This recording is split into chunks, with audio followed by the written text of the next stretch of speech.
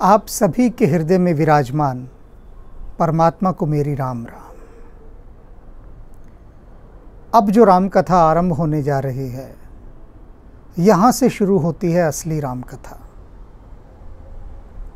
अब असली राम कथा से आपकी बुद्धि कहीं दो अर्थ ग्रहण न कर ले।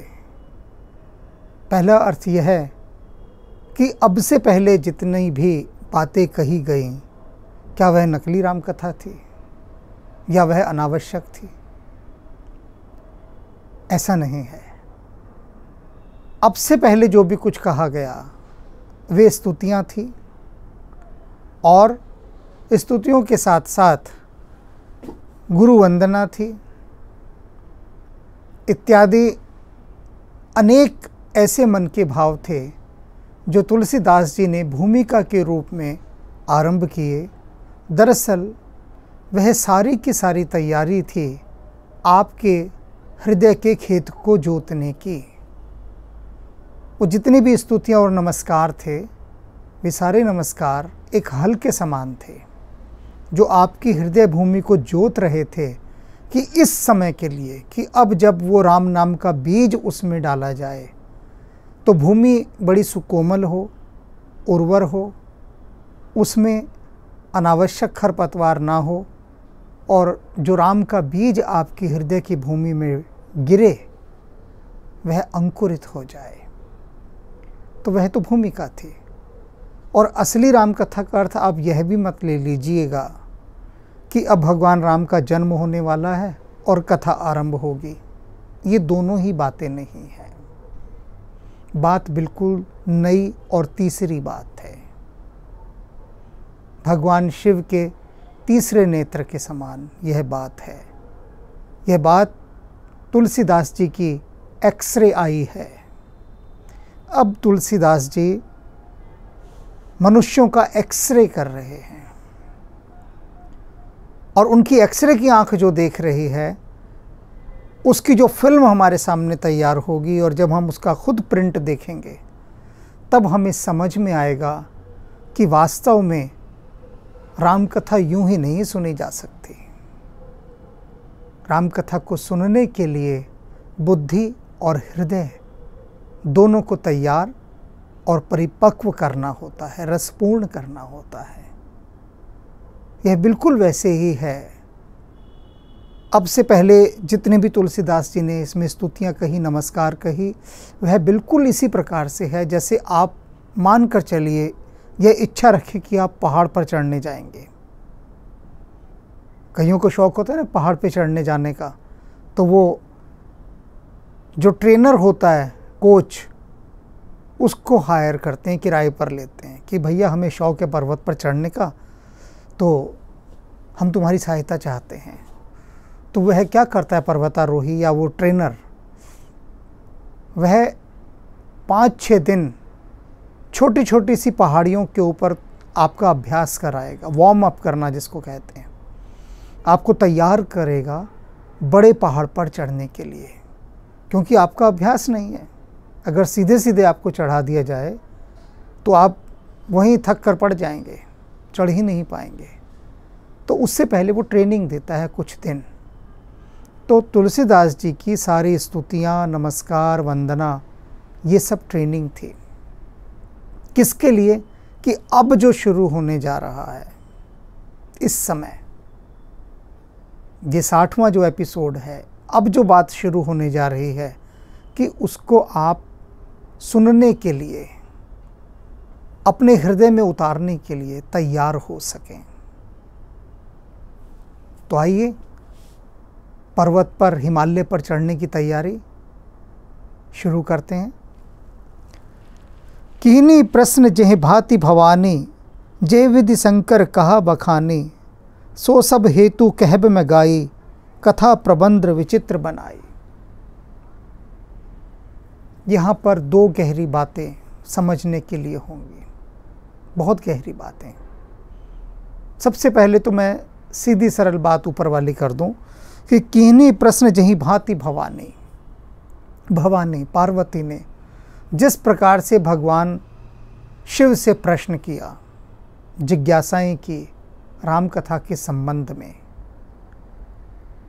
और उसके उत्तर में जेह विधि शंकर कहा बखानी। भगवान शंकर ने इस राम कथा का बखान किया, वर्णन किया, पार्वती जी को विस्तार सहित, सभी कारणों सहित यह पूरी की पूरी राम कथा सुनाई। तुलसीदास जी कहते हैं ठीक उसी ही प्रकार से, उसी ही विधि से जैसे भगवान शंकर ने पार्वती जी को सुनाई, उनकी अनेक जिज्ञासाओं, प्रश्नों का समाधान करते हुए, ठीक उसी प्रकार से मैं भी आपकी सभी जिज्ञासाओं, प्रश्नों, उन सब का समाधान करते हुए आपको यह विचित्र राम कथा गाकर सुना रहा हूं। अब आती है बात रेखांकित, अंडरलाइन करने की। दो चीजें अंडरलाइन। तुलसीदास जी ने कहा यह विचित्र राम कथा है और मैं इसे गाकर सुना रहा हूं। तो पहले गाकर सुनाने की बात पर आ जाएं। गायन में एक रस होता है और उस रस से ऊर्जा प्रकट होती है। एक बात हम सीधे सीधे शब्दों में कह दें तो उस शब्दों से वो प्रभाव नहीं पड़ता जो गायन से पड़ता है। रामचरितमानस के गायन का यदि एक सुंदरतम उदाहरण देखना है, सुंदरतम उदाहरण, वैसे तो अनेक गायकों ने रामचरितमानस का गायन किया है। मेरी व्याख्यान के बाद भी गायक सुदर्शन जी इसको गाएंगे, किंतु इन सब के बाद भी यदि आपको और ही अधिक गहरा रस लेना है तो एक फिल्म आई थी गीत गाता चल, यह फिल्म भी आप देखिए। इस फिल्म में जो चौपाइयाँ गाई गई हैं उसके गायन की ही तुलसीदास जी बात करते हैं कि मैं गाकर ये कथा सुनाऊंगा। तुलसीदास जी जनमानस को गांव-गांव जा जाकर ये रामचरितमानस स्वयं गाकर सुनाते थे। सुनिए, समझिए, जानिए, कितने सौभाग्यशाली रहे होंगे वे लोग जिनको तुलसीदास जी ने स्वयं ये रामचरितमानस गाकर सुनाए। निश्चित रूप से जैसे अब से पहले कहा गया था कि उनके सभी सुकृत पुण्यों का उदय हुआ होगा जो उन लोगों ने उस समय तुलसीदास जी के मुख से ये राम कथा सुनी होगी और गाकर सुनी होगी। तुलसीदास जी कह रहे हैं ना, मैं गाकर वह कथा सुना रहा हूँ। बह जाते हैं आप जब रामचरितमानस का गायन होता है, क्योंकि इन शब्दों में बिल्कुल वही ऊर्जा छिपी है, ऐसी ऊर्जा जैसे परमाणुओं में छिपी होती है। परमाणु में कितनी महान ऊर्जा होती है, तो ये शब्द नहीं, ये तो परमाणु हैं और इन परमाणुओं में वो ऊर्जा प्रच्छन्न है, समाहित है, और जब हम इसका गायन करते हैं तो वह प्रकट होना आरंभ हो जाती है। तो पहली बात तो गायन वाली आपने समझी, और सुनिएगा अवश्य रामचरितमानस का गायन जो मैंने बताया, गीत गाता चल, आप YouTube पर सर्च कर सकते हैं। अब आती है बात कि तुलसीदास जी ने कहा यह विचित्र राम कथा है। क्यों विचित्र कहा? विचित्र का मतलब हम दो दृष्टियों से डालेंगे। एक का अजीब, कि बड़ी अजीब है ये। अभी मैं अजीब वाली बात करूंगा, क्योंकि विचित्र का जो दूसरा अर्थ निकलता है उसकी चर्चा कल करेंगे, क्योंकि अभी उसकी चर्चा करने का कोई औचित्य नहीं है। अभी औचित्य पहले वाले का है कि बड़ी अजीब है ये राम कथा। सोच रहे होंगे आप भी कि अजीब कैसे है, विचित्र कैसे है। तुलसीदास जी ने विचित्र शब्द का प्रयोग किया, और विचित्र दो अर्थ देता है दो स्थान पर जाकर, और ये मनुष्यों की चित्तवृत्ति के आधार पर ये दो अर्थ जाएंगे इसके।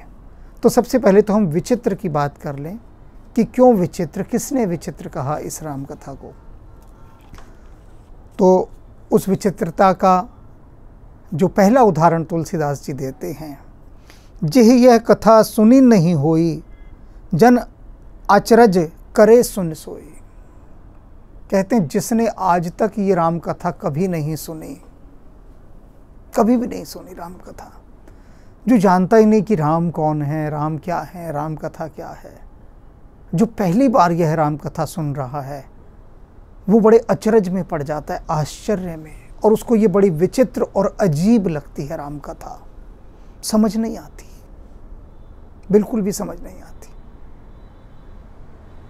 एक बुद्धिजीवी मित्र थे, बैठे थे हम सब लोग साथ, बड़े भक्त लोग भी थे और बुद्धिजीवी वर्ग के भी लोग थे।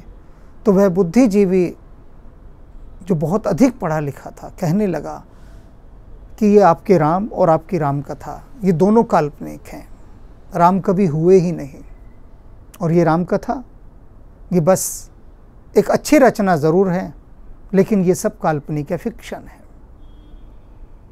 तो मेरे जो अन्य राम भक्त प्रेमी मित्र थे वे तो भड़क गए पूरी तरह से, आग उगलने लगे, और बात बड़ी मुश्किल से संभली। जिस व्यक्ति ने ये कह दिया था कि राम काल्पनिक हैं और ये राम कथा आपकी जो है यह भी काल्पनिक है, राम कभी हुए नहीं, उसको तो भारी पड़ गया अपने आप को बचाना। मैंने बीच बचाव करके किसी तरह से उन मित्रों को शांत किया और उन सज्जन को विदा किया कि आप अभी तो जाइए, फिर बात करेंगे कभी। पर वे जाते जाते भी यही कहते रहे कि राम काल्पनिक है और ये राम कथा भी काल्पनिक है। अब जो मेरे साथ मित्र थे, जो राम भक्त थे, वे मेरी ओर देखने लगे और कहने लगे हमें हैरानी हो रही है कि आपका खून बिल्कुल भी नहीं खोला। आप तो राम के इतने प्रेमी हैं और राम ने आपको स्वयं आदेश देकर राम आपसे अपनी कथा को आध्यात्मिक उपन्यासों में लिखवा रहे हैं और आप हर समय राममय ही रहते हैं, और वह व्यक्ति इतना कुछ राम के बारे में कह गया और आप मुस्कुराते रहे, आपने उस पर क्रोध नहीं किया। मैंने उनसे कहा अच्छा एक बात बताइए, वह व्यक्ति कह रहा था कि राम काल्पनिक हैं, ऐसा पात्र हो ही नहीं सकता, राम कभी हुए ही नहीं, राम कथा भी काल्पनिक है, यह बात आप क्यों नहीं कहते? वो तो बड़े हैरान होकर मेरी ओर देखने लगे, कहते आप जैसा आदमी और ऐसी बात कर रहा है। मैंने कहा ये व्यर्थ की बात छोड़ो, ये डायलॉग बोलने छोड़ दो कि आप जैसा आदमी और ऐसी बात कर रहा है। जो प्रश्न मैं पूछ रहा हूँ उसका उत्तर दीजिए। आप क्यों नहीं कह सकते ये बात जो वह व्यक्ति यह कह कर गया है भाई राम के विषय में? उसने कहा हम कैसे कह दें, हम तो राम को जानते हैं कि राम हुए हैं, राम को मानते हैं, तो हम जब जानते हैं राम को हम ये कैसे कह सकते हैं? मैंने कहा बिल्कुल सही कहा आपने। मैंने कहा जीसस को जब सूली दी गई तो जीसस ने क्या वचन कहा था कि हे प्रभु इन्हें क्षमा करना, क्योंकि ये नहीं जानते ये क्या कर रहे हैं।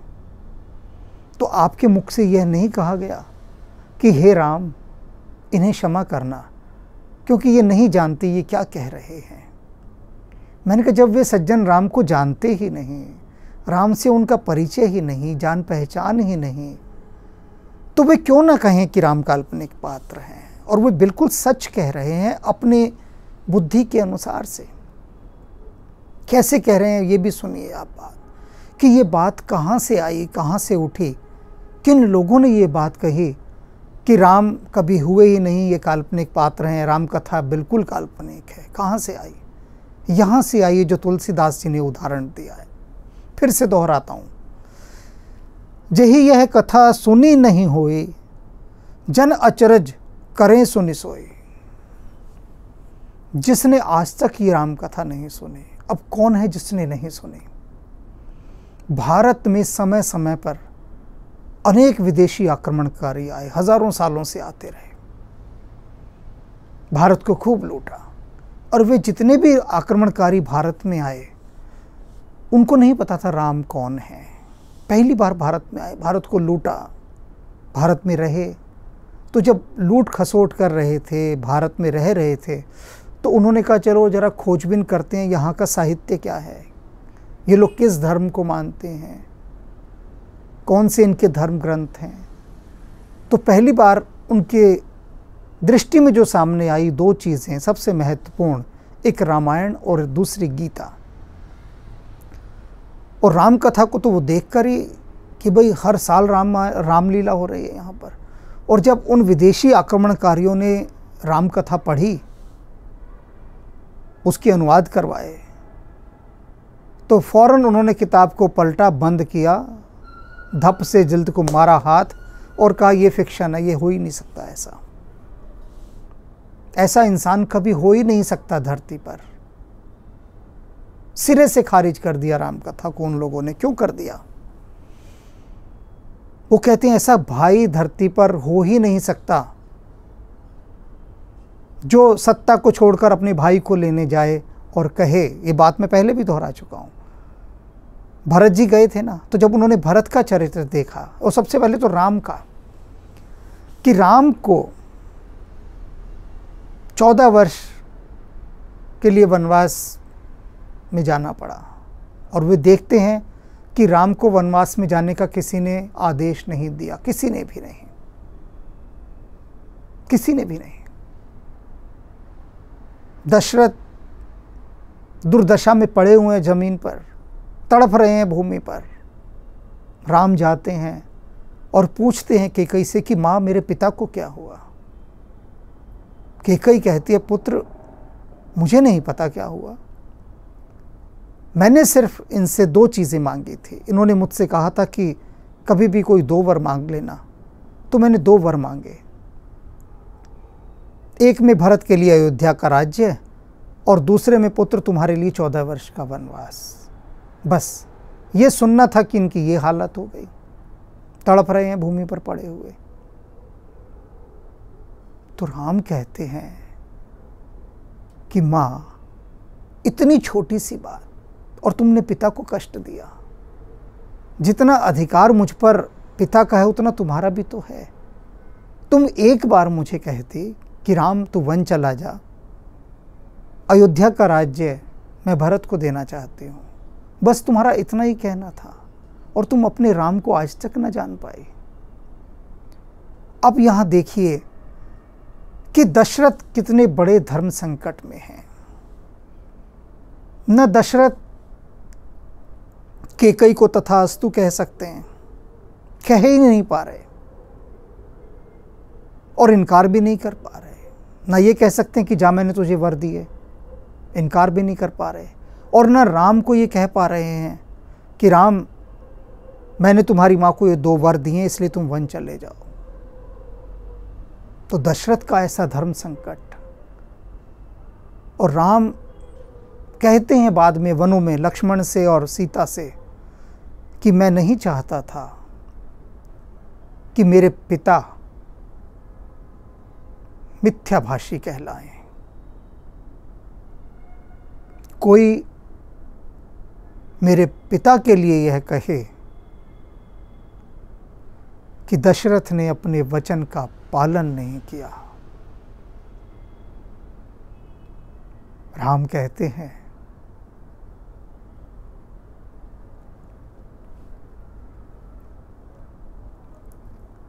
मैं अपने पिता के वचन की लाज रखने के लिए हूँ।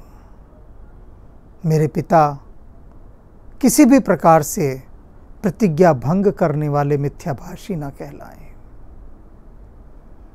विदेशी आक्रमणकारियों ने जब यह प्रसंग देखा, सुना, पढ़ा, उन्होंने कहा ऐसा पात्र हो ही नहीं सकता धरती पर। हम तो सबसे पहले अपने भाइयों का कत्ल करते हैं, और अगर बाप बीच में आए तो बाप को भी कैद खाने में डाल देते हैं, उसको भी मार देते हैं। और हमें सबसे पहले गद्दी चाहिए, हमें सिंहासन के अलावा कुछ नहीं दिखता। तो सभी विदेशी आक्रमणकारी राम के इस उदात्त चरित्र के साथ, दिव्य चरित्र के साथ तादाद में स्थापित नहीं कर सके। उनकी बात भी हम अगर यदि थोड़ी देर को रोक दें तो हमारे जो तथाकथित बुद्धिजीवी वर्ग हैं आज के भी, जो स्वयं हिंदू हैं और हिंदू होते हुए कहते हैं कि राम कभी हुए नहीं, उनका पिता यदि उनसे कहे कि मैं तुम्हें अपनी संपत्ति में से एक कौड़ी नहीं देना चाहता, तो वे अगले दिन बाप को कोर्ट में घसीट देते हैं। अगले दिन कोर्ट में लाके खड़ा करके कटघरे में कहते हैं, ये बाप मेरा पागल हो चुका है, ये मुझे अपनी संपत्ति नहीं दे रहा। और 4 गवाह खड़े कर देंगे जो ये साबित कर देंगे कि उनका बाप पागल है। वो कहते हैं हमारा हक है। बाप की हिम्मत कैसे हुई कि हमें कहे कि मैं तुझे एक कौड़ी नहीं देता। ऐसे लोग कैसे राम को समझेंगे? और ऐसे लोग अगर राम को इनकार करते हैं तो इनकार करना उनका हक है, बिल्कुल हक है, जायज़ है बिल्कुल उनका इनकार करना, क्योंकि वो जिस तल पर जी रहे हैं उस तल से वो राम को कहाँ देख पाएंगे, भरत जी को कहाँ देख पाएंगे कि ऐसा भाई जो नंगे पैर दौड़ा दौड़ा जा रहा है चित्रकूट की तरफ और कहता है मैं आपका सेवक हूँ, आपका दास हूँ, आपका अनुचर हूँ, ये आपका साम्राज्य है, आपका राज है, आप राजा हैं राम, आप संभालें इसे। मुझ दास को, मुझ निष्पाप को मुक्त करें इस कलंक से, और आप आइए विराजिए सिंहासन पर। ऐसा भाई जो वहाँ पर भूमि पर लेट कर रो रहा है राम को मनाने के लिए, ये विदेशी आक्रमणकारी कहाँ समझ पाएंगे ऐसे भाई को? न भूतो न भविष्यति, न कभी भूतकाल में ऐसा कोई भाई हुआ भरत जैसा, और न कभी भविष्य में होगा। तो ऐसे भाई की गाथा सुनकर तो उन लोगों ने यही कहा कि नहीं, यह राम कथा अजीब है, विचित्र है, काल्पनिक है। वे देखते हैं, विश्वामित्र गए हैं दशरथ के पास कि मुझे राम को दे दीजिए, राक्षसों से यज्ञ की रक्षा करनी है। दशरथ राम को दे देते हैं और राम भी चले जाते हैं रक्षा के लिए। राम उस समय युवराज हैं, राजकुमार हैं, और दशरथ चक्रवर्ती सम्राट हैं। कितना उच्च पद है, सर्वोच्च पद है। एक तरफ तो ये पद हो गया। अब मैं आपको विजुअलाइजेशन कराने के लिए, मूल्यांकन कराने के लिए एक दूसरा चित्र प्रस्तुत करता हूँ आपके सामने। आप अपने मोहल्ले के निगम पार्षद के पास चले जाइए, इलाके के, और उससे कहिए कि आपके आसपास कुछ गुंडे मवाली लोग हैं, आपको तंग करते हैं, तो आप अपने बेटे को भेज दीजिए रक्षा के लिए। आप समझ गए क्या होगा आगे? वो कहेगा भैया यहाँ से बाहर जाओ और थाने में जाके रपट लिखा कराओ। मेरा क्या मतलब कि मैं अपने बेटे को भेजूं? तो ऐसे बुद्धिजीवी लोग जब राम कथा को पढ़ते हैं तो वो कहते हैं कि ऐसा कैसे हो सकता है कि दशरथ ने राम को भेज दिया और राम भी चले गए, और राम का विवाह विश्वामित्र जिससे करा रहे हैं और राम ने विवाह कर दिया, कोई आपत्ति नहीं की। आज का युवक तो कहे this my personal life, who are you? वो तो 1 मिनट में डांट देगा विश्वामित्र को, अपने गुरु को, अपने माता पिता को, ये आप होते कौन है मेरे लिए लड़की देखने वाले? और राम ने कुछ कहा ही नहीं, एक शब्द नहीं कहा, कुछ भी नहीं कहा। उसके बाद विचित्र लगने वाली बात बता रहा हूं, क्यों राम कथा विचित्र लगती है। निषाद राज गुहू कह रहे हैं मेरा साम्राज्य ले लो, और राम मुस्कुराकर चले जाते हैं, देखते भी नहीं उस तरफ। उसके बाद वाली का वध करते हैं। उस समय के नियम और मान्यताओं के अनुसार किष्किंधा का राज राम का होना चाहिए था, क्योंकि राम ने वाली का वध किया। लेकिन राम सुग्रीव को वहाँ बिठाते हैं। रावण का वध राम ने किया, लंका पर राम का अधिकार बनता है। राम ने देखा भी नहीं उस तरफ, विभीषण को बिठा दिया वहाँ लंका के सिंहासन के ऊपर। अब ये विदेशी आक्रमणकारी जिन्होंने पहली बार राम कथा पढ़ी, तुलसीदास जी कह रहे हैं, जिह यह कथा सुनी नहीं होई, जान आज रजू करे सुन सोई। वो सुनकर आश्चर्य करता है, अचरज करता है कि ऐसा कैसे कोई पात्र हो सकता है जिसे ना धन का लोभ, ना पद का लोभ और कर्तव्य पालन का इतना गहरा भाव, इतनी गहरी निष्ठा कर्तव्य पालन की कि उसके लिए अपना सर्वस्व न्यौछावर कर दिया। एक क्षण में सब कुछ छोड़कर वचन की लाज रखने के लिए वन को चले गए और वन में भी दीन दुखियों की रक्षा कर रहे हैं। राक्षस जो आदिवासी वनवासियों ऋषि मुनियों को मारकर खा जाया करते थे, उनकी हत्याएं कर देते थे, उनसे राम उनकी रक्षा कर रहे हैं। दीन बंधु, सिर्फ राम को ही कहा गया है दीन बंधु, और कोई दीन बंधु नहीं, क्योंकि दीनों के हित ही तो राम लड़ते रहे, हर समय संघर्षरत रहे। विश्वामित्र जिस दिन से लेकर गए उसके बाद राम को कहाँ विश्राम, बस दीनों के हितार्थ, दीनों के रक्षार्थ राम लगे ही रहे। आप सोच सकते हैं उन लोगों के मन की स्थिति जो कहते हैं कि राम काल्पनिक पात्र हैं, राम कभी हुए ही नहीं। जो लोग लूट लूट कर सोना चांदी हीरे जवाहरात ले गए, लोगों की हत्याएं करके जिन्होंने अपने खजाने भरे, वे कैसे समझ सकते हैं कि राम, सीता और लक्ष्मण ये तीनों खाली हाथ वनों को जा रहे हैं। आपने देखा है ना भगवान राम का चित्र वन को जाते हुए, देखा होगा आप सभी ने। क्या है उनके पास? क्या आपने देखा है कि राम के और लक्ष्मण के हाथ में कोई लगेज है? बहुत सारे ब्रीफकेस उन्होंने लिए हुए हैं, उसमें सामान रखा हुआ है, या पीछे गाड़ियां चल रही हैं कि उनमें सामान चल रहा है, रथ है? देखा है कुछ ऐसा? बस उनके शस्त्र हैं और खाली हाथ हैं एकदम, और वस्त्र भी वनवासियों वाले पहने हुए हैं, कोई पीछे सेवक नहीं चल रहा। आप सोचिए रात को जब वनों में सोए होंगे, पहली रात वन में काटी है, सोचिए, मैंने तो देखा है, आप सोचिए।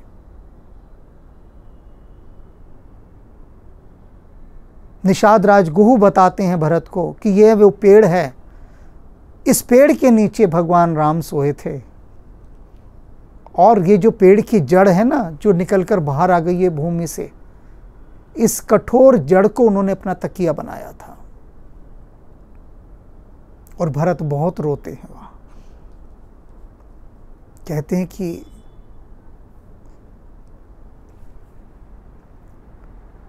मेरे प्रभु राम, ऐसा दिन उनको देखना पड़ा। कौन भरोसा करेगा जिसने पहली बार राम कथा को सुना हो, राम के चरित्र को सुना हो? वह ऊंचाइयां हृदय की कहां से लाएगा? उन ऊंचाइयों को छूने के बाद ही राम की कुछ सुवास, कुछ सुगंध आपके नासापुटों तक जा सकती है। आप राम की खुशबू से सराबोर हो सकते हैं तब जब आप हृदय के तल से इस कथा को सुनेंगे। बुद्धि से सुनने वाली कथा नहीं है ये। बुद्धि की औकात ही क्या है? बुद्धि तो बस दुनियावी घटा जमा गुणा भाग और पैसे का हिसाब किताब ही रखना जानती है। बुद्धि आसमान की ऊंचाइयों को क्या जाने, सागर की गहराइयों को क्या जाने। ये तो हृदय का काम है, ये तो दिल की बात है।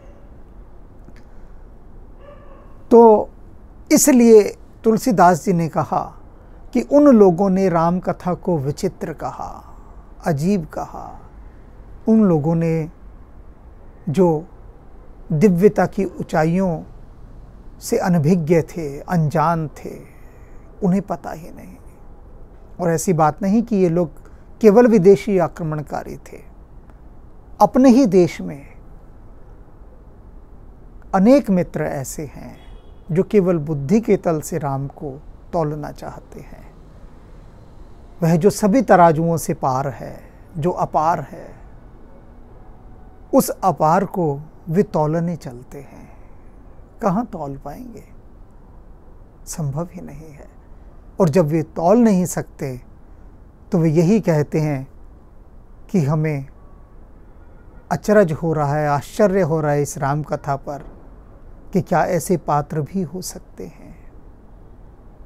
आप स्वयं विचार कीजिएगा हृदय से कि राम के जो दिव्य गुण हैं, क्या हम उनके उन गुणों को, उनकी उस दिव्यता को, उनकी उस सुगंध को क्या कण मात्र भी अपने भीतर उतार पाए हैं? और हम उतार पाएं, इसीलिए तुलसीदास जी ने रामचरितमानस की रचना की। ये भक्ति भाव से परिपूर्ण राम कथा है। ऐसी राम कथा जो आपकी हृदय में अनंत अनंत कोटि के सुंदर भक्ति के पुष्प पल्लवित कर देगी, पुष्पित कर देगी, और उसकी सुगंध से आपका पूरा हृदय सुवासित हो उठेगा। रामचरित चिंतामणि चारु, संत सुमति तिय सुभग सिगारु। जग मंगल गुण ग्राम राम के, दानि मुकुति धन धर्म धाम के। सद्गुरु ज्ञान विराग जोग के, विबुध वेद भय भीम रोग के। जननी जनक सिय राम प्रेम के, बीज सकल व्रत धर्म नेम के। समन पाप संताप शोक के, पिर पालक पर लोक लोक के। सचिव सुबट भूपति विचार के, कुंभज लोभ उदधि अपार के। काम को कलिमल करिगन के हरि सावक जन मन बन के। अतिथि पूज्य प्रियतम पुरारी के, कामद धन दारिद दवारी के। मंत्र महामणि विषय व्याल के, मेटत कठिन कुअंक भाल के। हरन मोह तम दिन कर कर से, सेवक साली पाल जल धर से। अभिमत दानी देव तरुबर से, सेवत सुलभ सुखद हरिहर से। सुकवि शरद नभ मन उड़गन से, राम भगत जन जीवन धन से। सकल सुकृत फल भूरि भोग से, जगहित निरुपधि साधु लोग से। सेवक मन मानस मराल से, पावन गंग तरंग माल से।